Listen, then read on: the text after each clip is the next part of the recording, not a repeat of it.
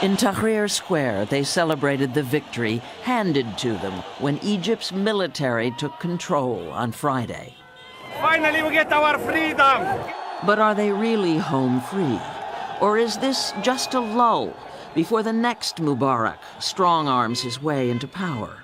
Is the military capable of steering the ship to a real democracy? That is the biggest question in Egypt right now.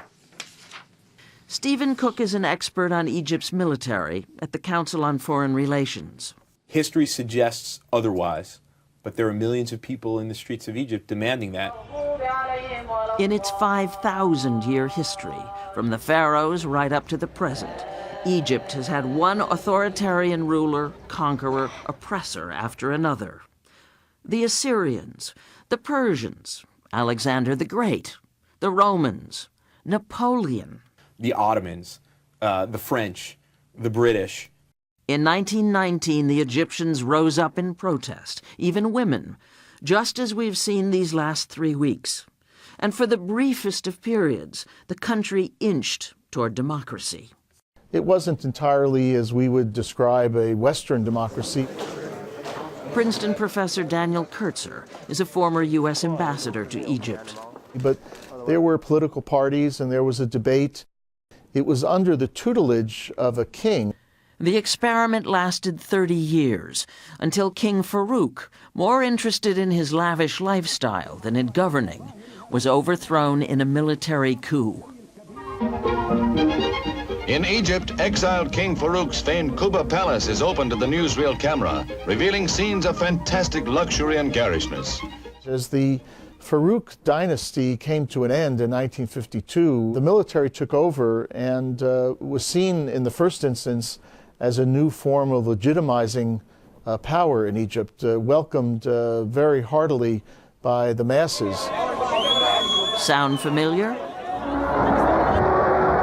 Gamal Abdel Nasser, one of the coup leaders, came to power in 1954 and established what became an autocratic military dynasty. All of Egypt's presidents have been military officers. Their legacy, stability, but at a high price. When Nasser died in 1970, his successor, Anwar al-Sadat, won the Nobel Prize for making peace with Israel, but resorted to repression at home to crush political turmoil. Sadat saluted as the various units passed in review. Sadat was assassinated in 1981.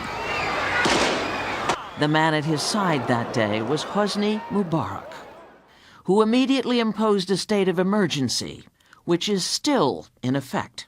One would have thought that Mubarak would have learned a lesson. When he entered power, he was seen as a modest man, but over time, the same authoritarian tendencies grew within him.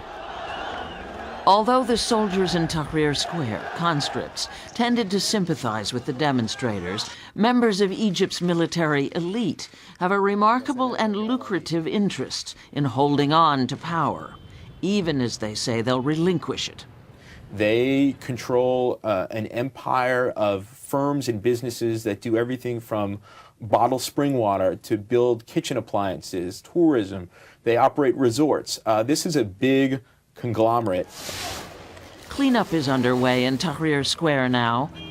But of course, it could become Revolution Square all over again if Egyptians aren't satisfied that genuine democracy is coming. The diehards in Tahrir Square, when everybody sobers up after this wild celebration with Mubarak leaving power, will be very concerned and quite distrustful of a military establishment that has been in bed with Mubarak and has a vested interest in the status quo, in particular the economic status quo of the country.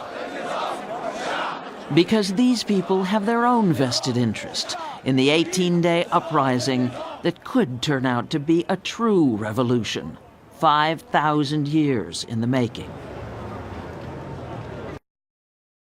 This is Elizabeth Palmer. It's spreading.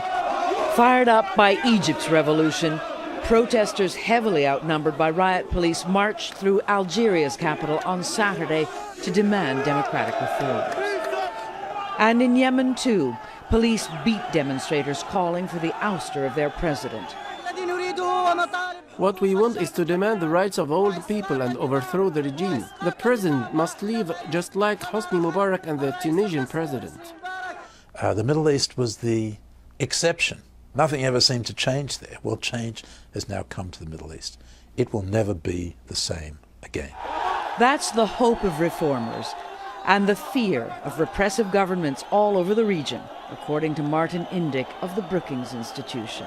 In places like Yemen, potentially in Jordan, Algeria, there you have leaders who do not have the legitimacy that grows out of a free and fair election, and who have systematically, in one way or another, failed to meet the needs of their people. And so that's the combination that has to be very worrying to those leaders. Not only to them, but also to the leaders of Western governments, especially the United States, allied with Israel. Hosni Mubarak's police state was on the U.S. side too, keeping peace with Israel for 30 years. But free and fair elections in Egypt could change the whole equation, says John Alterman of the Center for Strategic and International Studies. I think it is likely that a more democratic Middle East will be a Middle East where more Islamic voices are heard in politics. And Islamic voices in politics talk about being more hostile toward Israel and cooperating less with the United States. I sat down with Dr. Rashad Al-Bayoumi, Deputy Director of the Muslim Brotherhood, which for the moment anyway says it does want to keep peace with all of Egypt's neighbors. Will you protect or work to protect peace with Israel? Yes, we will preserve the peace with Israel, he says, but only if they give up the tragedies that they are perpetrating against the Palestinians. Egypt's interim rulers, too, say they will respect the 1979 peace accord with Israel, something that comes as a relief to Israel's government.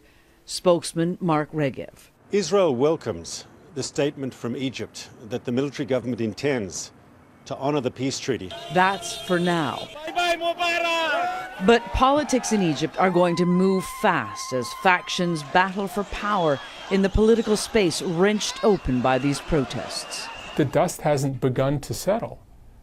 And how that dust settles will partly determine whether this is an inspiration to people or a cautionary tale. This uprising was powered by the youth who had peaceful, even noble goals. I'm very happy.